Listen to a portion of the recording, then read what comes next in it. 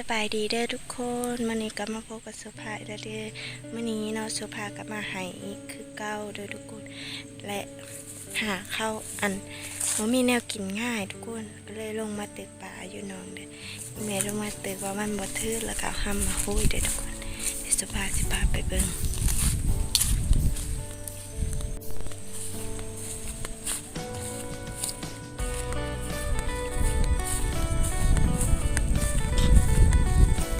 มันเป็นอะเริ่มมันบ่ถือบ่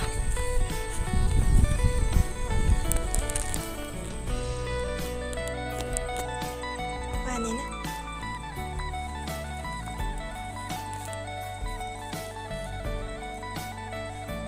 เมื่อย่อล่ะ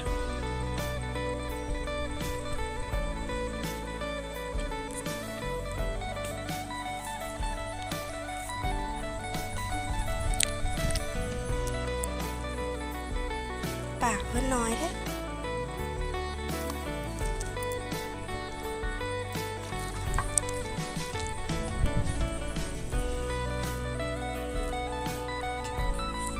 ยังจังเลยมันก็ซากปะ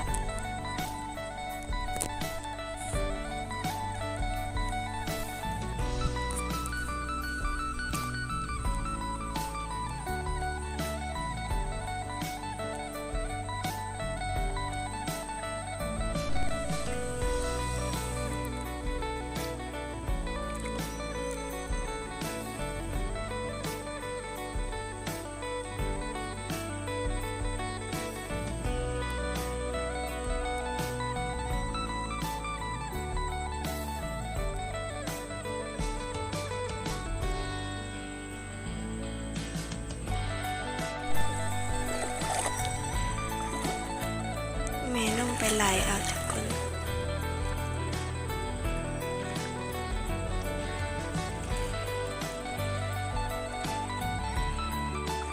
ถือแต่ลูกมันแม่มันบ่ถือ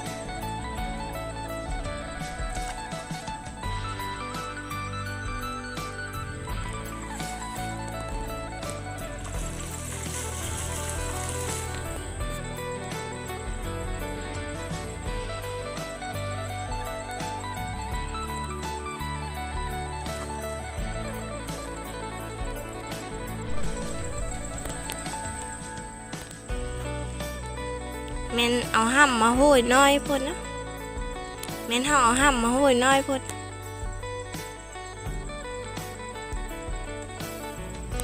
ถือแต่ลูกมันป่าซ้ำสองนิ้วนะ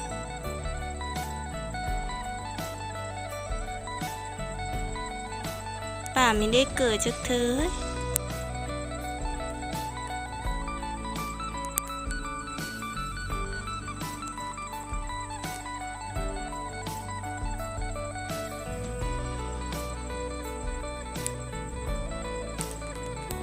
แม่ลงไปตึกป่ากับมีถือซ้ำทุกคนอาสุภากับสมาเอาที่รอนะทุกคนนี่ที่รอกับสุภาขุดไปขุดที่รอนี่แหละง่ายมันที่รอไปใส่กันได้ทุกคน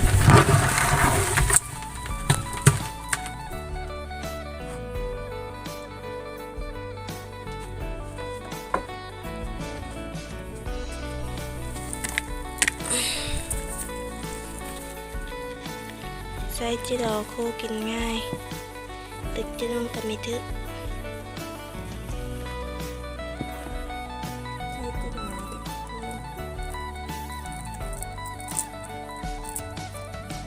ตึกเปล่าได้กินจิโร่แทน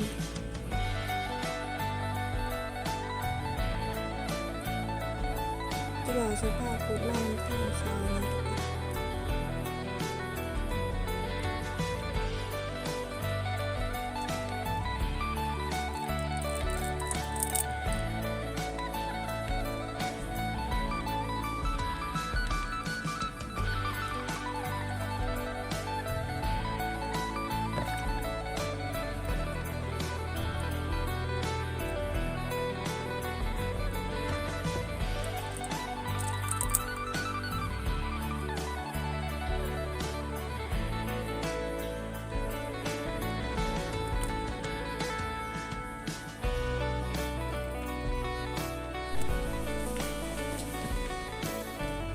โซฟากับเสื้อเกิดเสื้อแป้งนัว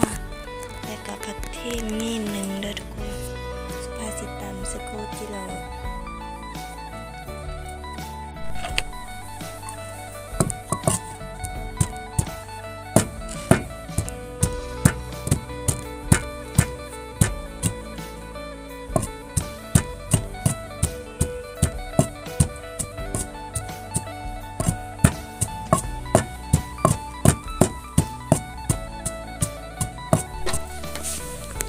เตรียมโคกันเลยทุกคน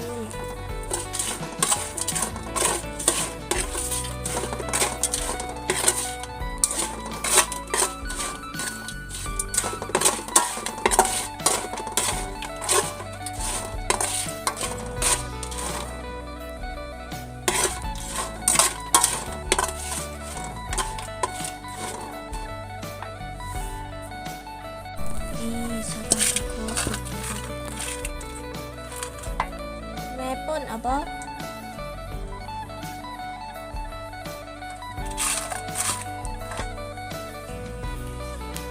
ป่นเอาเด้อ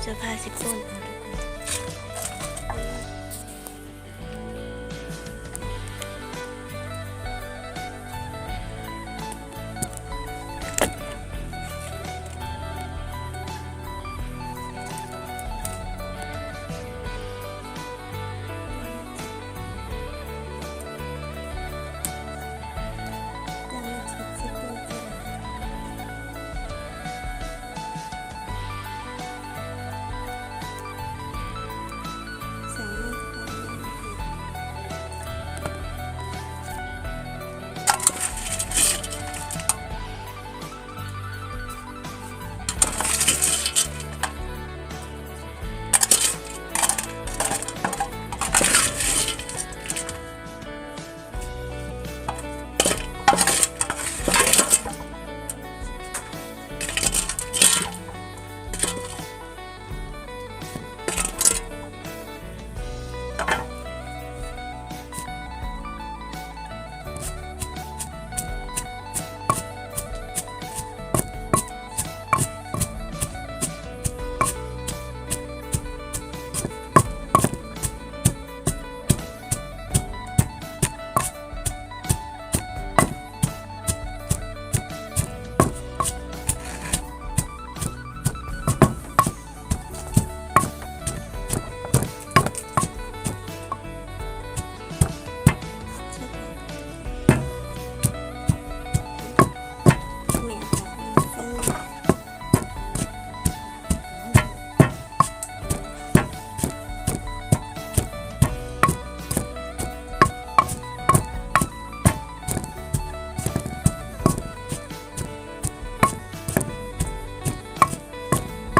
แล้วป่นจิโร่ทุกคน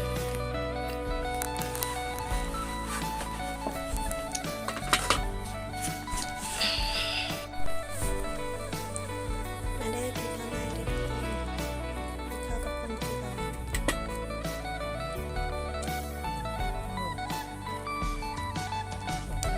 ด้บ่นี่ก็เป็นเวลา3 โมงบ่ายเดี๋ยว4 โมงแรงแล้วเด้อทุกคนสุภาพกับสิกูจิรอเลาะเมื่อว่าสิเมื่อขายเฮอพอขาเขาอยู่บ้านเนาะทุกคนสุภาพสิเฮอทุกคนเบิ่งตอนสุภาพขายจิรอเด้อทุกคนว่าจักโตต่อพันกีบเด้อ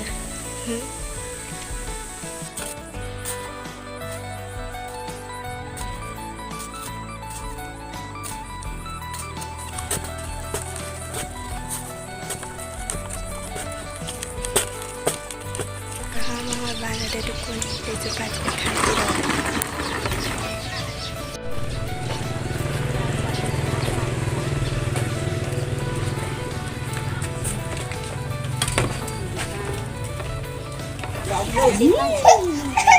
ปุ๊บบ้านเล็กตาจะเป็นเด็กเขาจะได้ตัวเล็กตาจะเข้า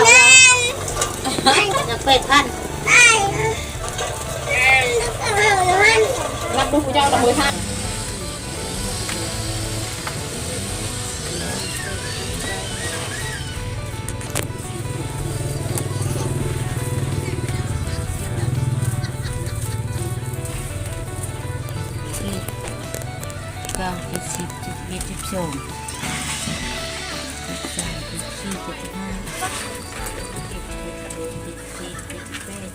ว่าเดี๋ยวนี้ มาตายเพิ่มได้เก้าสิบ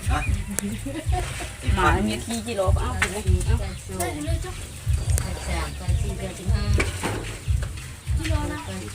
โลแล้วทอเลอร์ขาไส้สุภากะมาเฮิรแล้วเด้อทุกคน